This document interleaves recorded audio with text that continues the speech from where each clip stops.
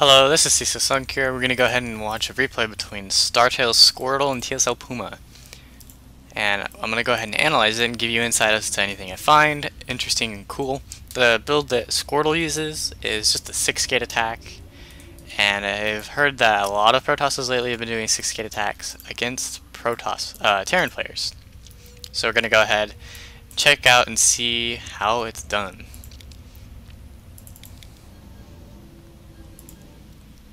So believe in this replay, I've already taken a look at it.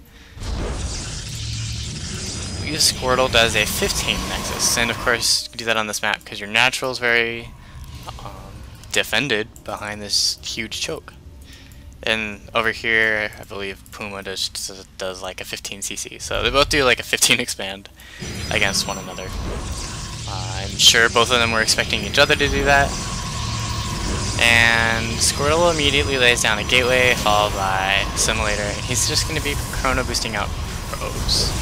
Yes, he's chrono boosting out a lot of probes right now. Cybernetics Core.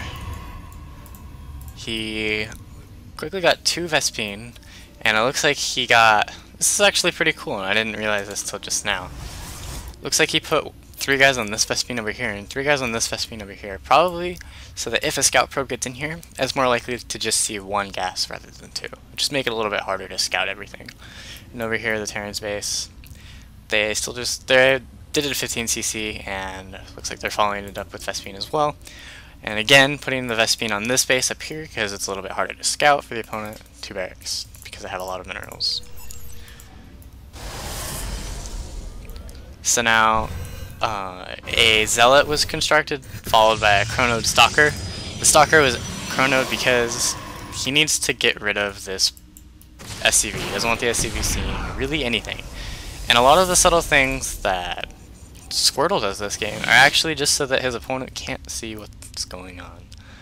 So now he's moving units across the map, presumably to just set up his proxy pylon if he can. I thought this was pretty cool. It looks like he was wanting to get this Stalker over here to start wailing on this destructible debris pile. And his Zealot and a Sentry are walking across the map.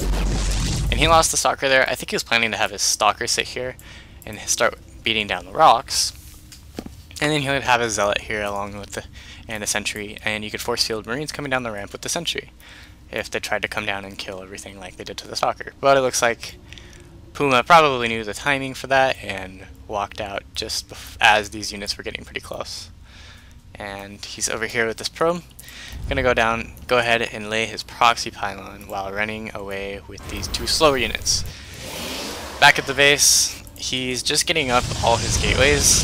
Again, hiding some over here just so that it's harder to scout everything.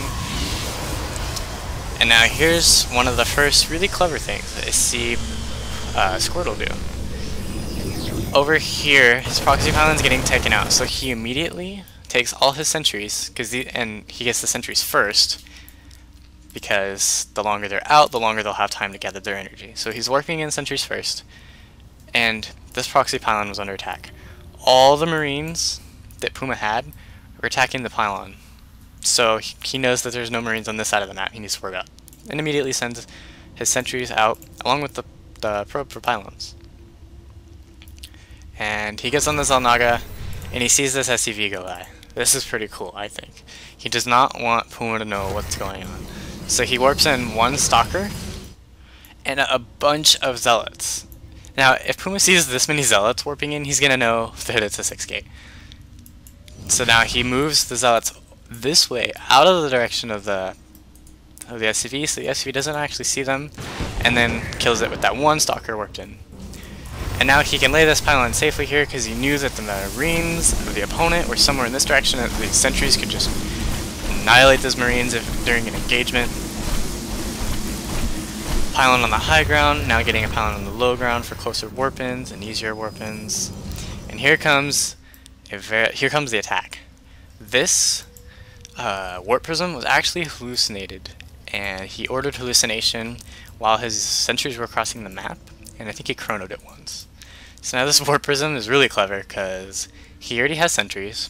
He needs them to force field behind these bunkers so the SCVs can't repair them. So then he goes ahead and makes the sentries even more useful. making a fake warp prism. That's just genius. It's gonna pull however many units PuMa decided to throw in this direction, this way. And also just look at the awesome timing of this attack. He gets across the map, warps in a ton of stuff, and look at what PuMa's base is. He just got this reactor finished. It only has gotten 2 medevacs out. 2 more are going to come out in a moment. These add-ons didn't finish very long ago, and he's still getting up the rest of his infrastructure. He's not at full production capacity yet, but the Protoss is at full production capacity with 7 gates, not 6, so I was incorrect there.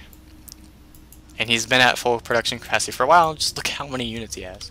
The unit station, 12 Marines versus 16 Zealots, 2 Marauders versus a Stalker, 2 medevacs, and 6 sentries. This force is gonna wipe out the other force unless there's a lot of units in bunkers. But these bunkers aren't even filled. PuMa's doing a drop, so some of his units are going across the map. He's got this distracting warp prism over here. And it looks like he didn't pull any units. He just pulled SCVs away. So even though PuMa didn't throw units at this warp prism, he's losing mining time right here. Just by throwing all these SCVs out. Actually, never mind. It looks like he's just grabbing all his SCVs to attack. Because he needs to defend and repair these bunkers. So now the attack is coming up. He's got 1 Guardian Shield. He's being diligent on keeping a Guardian Shield up the whole time. He can actually move this sentry over. His Zealots are what's taking the fire most of the time in this portion of the battle, so he should try to get the Guardian Shield over to the Zealots. And then these force fields are keeping SCVs from repairing the bunkers. That's most important.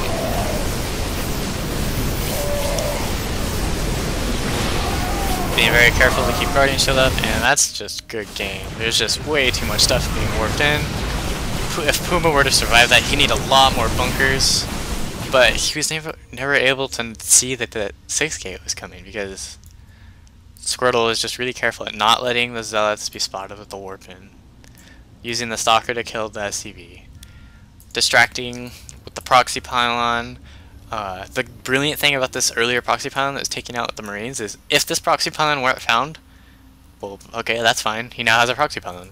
If it is found, and he kills it with all of his Marines, well, now you know where his Marines are, and you're safe to move across the map like so, and place your next proxy pylon, which was right there. Just a pretty dang well executed build.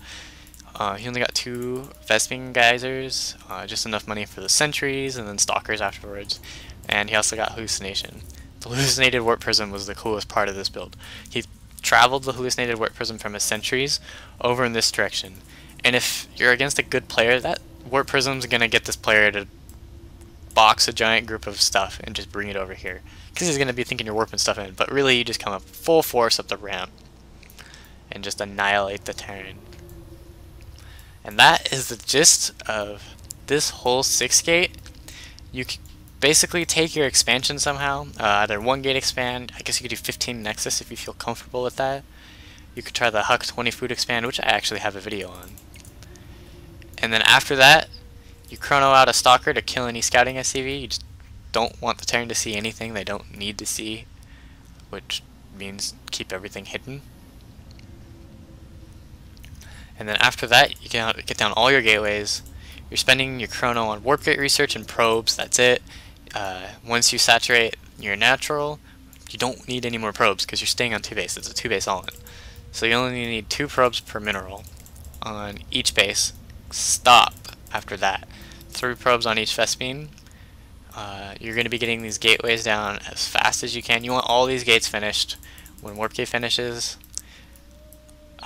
let me double check that. I think that's what PuMa did. Or not PuMa, Squirtle did. It's a very simple build. You just expand, get 7 gateways, keep the opponent from seeing anything. And no, he actually didn't get all the gateways done by the time his warp gate was finished. He only had 3 finished, and then he warped in his 3 sentries. These ones are probably going to finish by the time the next round of units is available. After this one, it looks like he immediately got hallucination after the warp gate research finished.